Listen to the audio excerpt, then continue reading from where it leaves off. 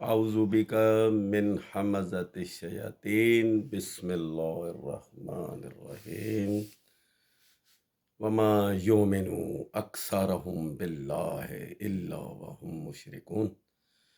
अक्सर लोग ईमान नहीं लाते इसलिए कि वो मुशरिक हैं।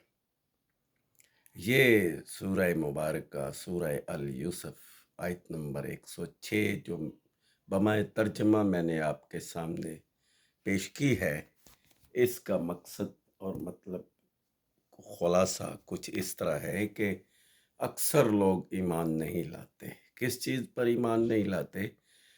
इससे एक पिछली आयत है 105 जिसमें कहा ज़िक्रुन लिल आलमीन, यानी ये अल्लाह का कलाम ज़िक्रुन लिल आलमीन है, अल्लाह की किताब है जिसे अल्लाह ने एक दूसरी जगह कहा कुरान में इन्ना नाज़लल ज़िक्र व इन्नहु लहाफ़िज़ून, हमने ये ज़िक्र कुरान आपके सामने पेश किया, नाज़िल किया और इसकी हिफाजत का ज़िम्मा भी हमारा है।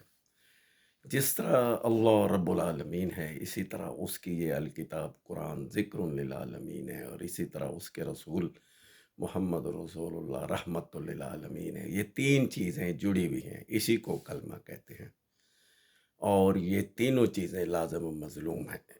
जिस तरह अल्लाह रब्बुल आलमीन पालने वाला, पालनहार, इस तरह ज़िक्रुन लिल आलमीन ये किताब कायनात की किताब, सारी इंसानियत की किताब, परिंद रिंद चरिंद की किताब, यानी कायनात की हर चीज़ का इसमें ज़िक्र है। और इसी तरह मोहम्मद रसूलुल्लाह कायनात के रसूल, जिसमें सूरह मोहम्मद में कहा गया नज़ल अला मुहम्मदिन, यानी मोहम्मद सल्लल्लाहु अलैहि वसल्लम पर ये कुरान नाज़िल किया गया।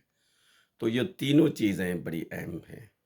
और अब आते हैं अपने असली सब्जेक्ट की तरफ कि जो अल्लाह ने नाज़िल करदा ये किताब हमें दी है, ये है ज़िक्रुल आलमीन और इस पर अक्सर लोग ईमान नहीं रखते, क्योंकि आज देखें जो कौमें कुरान को लपेट के रख चुकी, ईमान लाने का मतलब है इस पर अमल करना।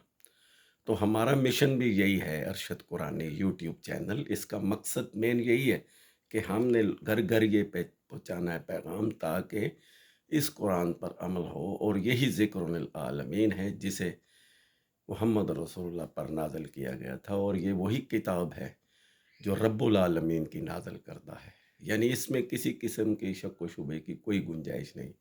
और मुशरिक उन लोगों को कहा गया है कि जो अपने बुज़ुर्गों की रवायात पर तो चलते हैं और इस कुरान पर अमल नहीं करते, तो वो मुशरिक हैं। जैसे सूरह बकरा में कहा गया कि ये फ़वैलुल लिल्लज़ीना यक्तुबूनल किताब फ़बिमा अयदीकुम हाज़ा मिन इंदिल्लाह 2/79, यानी इस आयत में साफ तौर पर बता दिया गया कि तबाह व बर्बाद हो जाएंगी वो कौमें जो इस पैगाम को, अल्लाह की इस किताब को अमल नहीं करते और अपने हाथों से लिखी हुई किताबें यानी अपने बुज़ुर्गों की किताबों को, रवायात पर अमल पैरा होते हैं।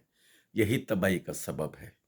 तो ये अरशद कुरानी यूट्यूब चैनल, इसको आप सब्सक्राइब भी करें और दूसरों तक पहुँचाएँ, यही हमारे पर फ़र्ज़ है। इसी तरह अल्लाह ने पूरे कुरान में हमें ये बता दिया गया कि अब जब कि ये कुरान ज़िक्रुल लिल आलमीन आपके सामने पेश कर दिया गया, तो फिर तुम कौन सी किताब को, कौन सी हदीस पर अमल करोगे? यही अहसन हदीस है।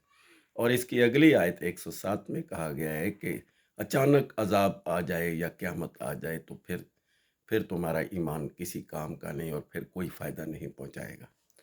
तो असल ज़िक्रुल लिल आलमीन, रब्बुल आलमीन और रहमतुल लिल आलमीन का मस्दर ये आयत बता रही है कि अक्सरियत लोग इनकारी हैं, यानी ईमान नहीं लाते, और अक्सरियत मुशरिक हैं, यानी मुशरिक इसमें शराकत करने वाले, मिलावट करने वाले और इस खालिस कुरान को अपनी ज़िंदगी में शामिल ना करने वाले वो लोग हैं जो अल मुशरिकून कहलाते हैं।